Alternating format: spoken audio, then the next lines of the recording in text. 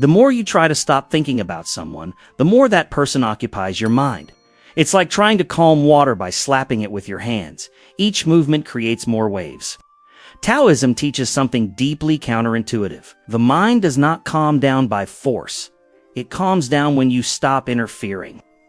In this video, you will understand why mental attachment is not born of love, but of the effort to control. And how, by letting go of the attempt to forget, the mind finally finds silence.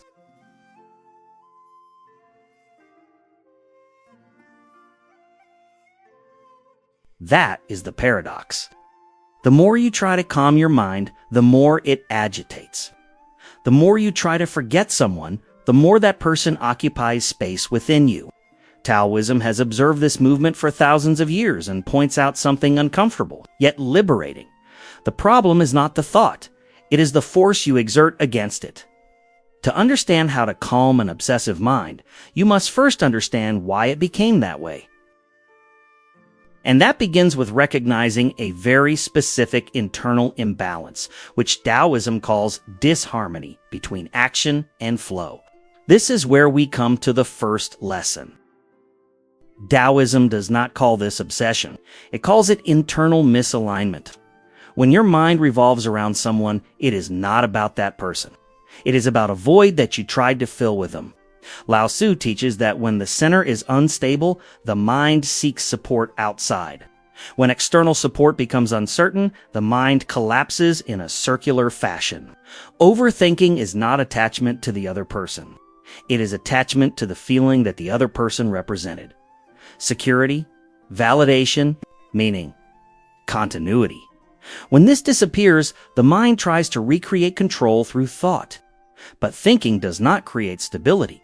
It creates repetition. The Tao observes this with brutal clarity. The obsessive mind does not want answers. It wants relief. Taoism does not call this obsession. It calls it internal misalignment. When your mind revolves around someone, it is not about that person. It is about a void that you tried to fill with them. Lao Tzu teaches that when the center is unstable, the mind seeks support outside. When external support becomes uncertain, the mind collapses in a circular fashion. Overthinking is not attachment to the other person. It is attachment to the feeling that the other person represented. Security, validation, meaning, continuity. When this disappears, the mind tries to recreate control through thought. But thinking does not create stability. It creates repetition.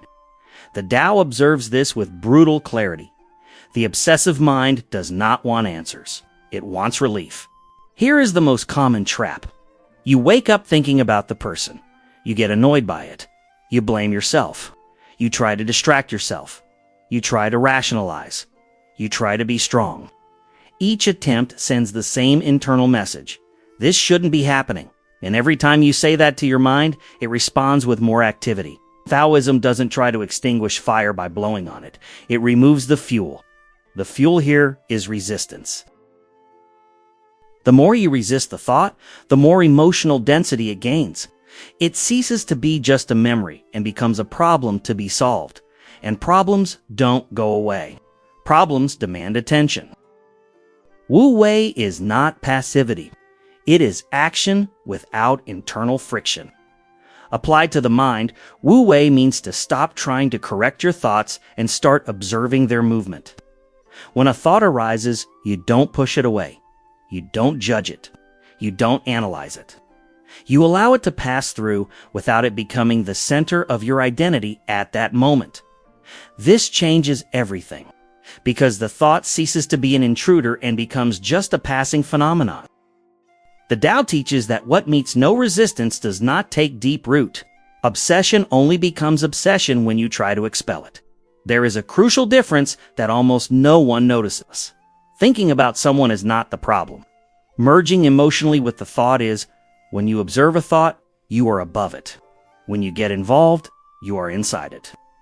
Taoism calls this losing your center.